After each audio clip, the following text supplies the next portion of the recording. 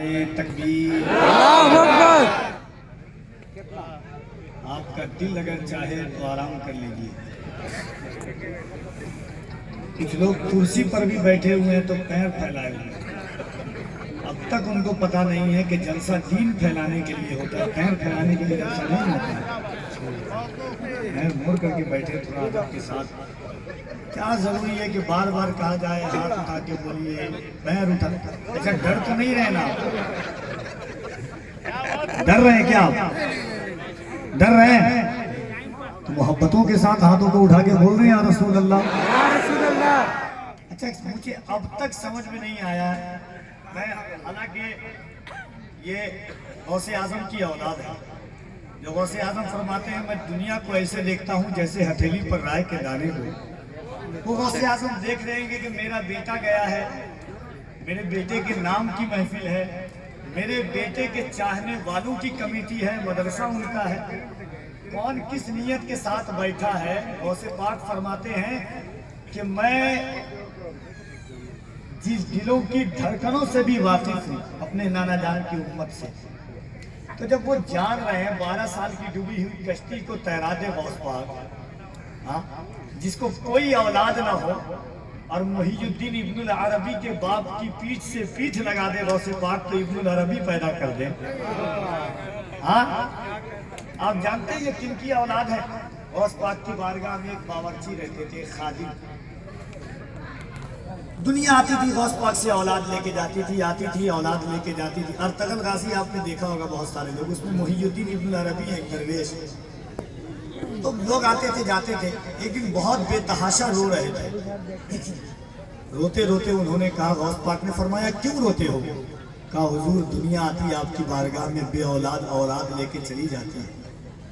मैं इतने साल से आपकी बारगाह में, अल्लाह ने मुझे कोई औलाद नहीं दिया है। गौसे पाक फरमाते हैं कि तेरी तकदीर में अल्लाह ने औलाद नहीं लिखी। क्या फरमाया?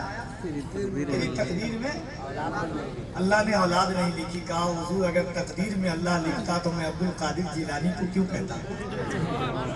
कह सुभान अल्लाह। अगर अल्लाह तकदीर में लिखा तो मैं गौस आपसे क्यों कहता? गौसे पाक मुस्कुराए, कहा अल्लाह अपनी पीठ। गौसे पाक ने अपनी पीठ ली और उनके वालिद की पीठ से पीठ मिला दी। उसी घर में 9 महीने के बाद एक बच्चा पैदा हुआ जिसे दुनिया शेखुल अरबी मुहीयुद्दीन इब्नुल अरबी के नाम से जानती है। सुभान अल्लाह, सुभान अल्लाह। ये उनकी औलाद है, ये उनके। और अल्हम्दुलिल्लाह बिहार हिंदुस्तान की जमीन पर गौसे पाक की पहली औलाद आई है तो सरकार सैयदना की शक्ल में आई है। तो मोहब्बतों के साथ आप बैठे हैं, जियारत कीजिए बे औलादों। इन चेहरों के सत्ते में औलाद मांग लीजिए। जो बेघर हैं घर मांग लीजिए। गठरी गुनाह की जो घट रही है यहाँ बड़े सुकून से। अरे आप लोग तो हजरत, मेरा वो एक मैं कहता हूँ ना कि नमाज बाकी है। हजरत ने कहा मेरे पास घर नहीं है। मैं कहा हजरत कि नमाज बाकी है, अब भी अजान बाकी है, इन्हीं के दम से शरीयत में जान बाकी है। अली के नाम की तस्बीह पढ़ता रहता हूँ, यही सबब है जो मेरी जबान बाकी है। रसूले पाक का ये मोजज़ा ही तो है जनाब, जो लुट गया था वही खानदान बाकी है। सुभान अल्लाह, सुभान अल्लाह। बेशक बेशक। लुट के आबाद है अब तक जो वो घर किसका है? लुट के आबाद है अब तक जो वो घर किसका है? सबसे ऊंचा है जो कटकर भी वो सर किसका है? मेरे आइए तो मोहब्बतों के साथ आप दिल लगा करके बोले, मुस्कुराते हुए बोले। कुछ लोग ऐसा लगता है कि बिल्कुल सोच समझ करके आए हुए हैं कि बोलना ही नहीं है। मोहब्बतों के साथ बैठे, हाथों को उठाइए, हरकत दीजिए, हरकत में बरकत है।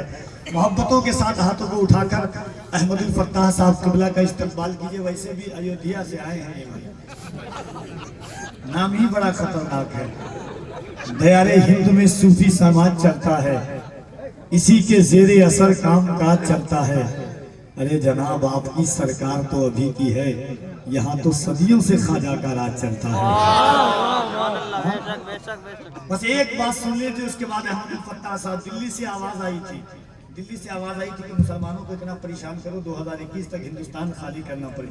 अंदर रिकॉर्ड बनाना, खाली करना। मीनारसी लाया गया, सीए लाया गया, मिनाटी लाई गई, ये भी लाया गया, 3 तलाक। मुसलमान निकले किसी तरह। लेकिन मुसलमान तो मुसलमान है, मस्जिद में चला जाए तो नहीं निकलता बेचारा 40 दिन से पहले। सब लोग चुप थे, डरे हुए थे। दिल्ली से आवाज आई, एनआरसी आ गया, सीए आ गया। गरीब नवाज का मस्ताना मुस्कुरा रहा था। किसी के ने कहा डर नहीं लगता, कहा किस बात पर, कहा दिल्ली से आवाज आई है 2020 तक हिंदुस्तान से निकाल दिए जाओगे। गरीब नवाज के आशिक ने कलाई पकड़ी, कहा ये दिल्ली वाले, कहा हाँ, कहा ये दिल्ली वाले जब गरीब नवाज के बैठे हुए ऊंट को नहीं उठा पाए तो हिंदुस्तान से गरीब नवाज के चाहने वालों को क्या उठा पाए।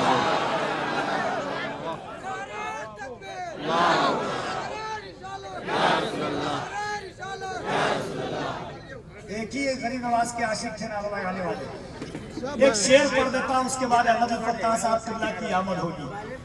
पहले पेश की एक मरतबा हाथों को उठा के कहने या रसूल अल्लाह, और जरा मोहब्बत से कहने या रसूल अल्लाह के सरकारे सरकारे सरकारे तो आलम का फरमान न बदलेगा।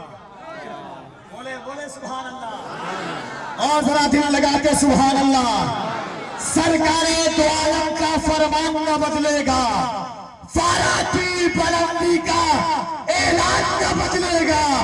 दिल्ली का मिनिस्टर तो हर बार बदलता है, अजमेर की धरती का सुल्तान न बदलेगा। दिल्ली का मिनिस्टर तो हर बार बदलता है, अजमेर की धरती का सुल्तान न बदलेगा। जनाब अहमद फत्ताह साहब किबला का इस्तकबाल कीजिए। दोनों हाथों को उठाकर बड़ा आहिस्ते से बोलूंगा, आप जोर से बोलिएगा। नारे तकबीर, नारे रिसालत, पैगामे सैयदना पाक, शहदाए सैयदना पाक, जलसे दस्तारबंदी। नारे तकबीर, नारे रिसालत। जश्न मिलाद सजा देने का, डरने का नहीं। जश्न मिलाद सजा देने का, डरने का नहीं। नाते सरकार सुना देने का, डरने का नहीं। जिसकी सरकार में सरकार का सिक्का ना चले, ऐसी सरकार गिरा देने का, डरने का नहीं।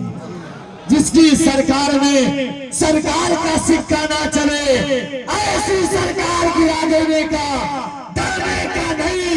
जो भी गुस्ताखियां सरकारें तो आलम की करे, उसको जिंदा ही जला देने का, डरने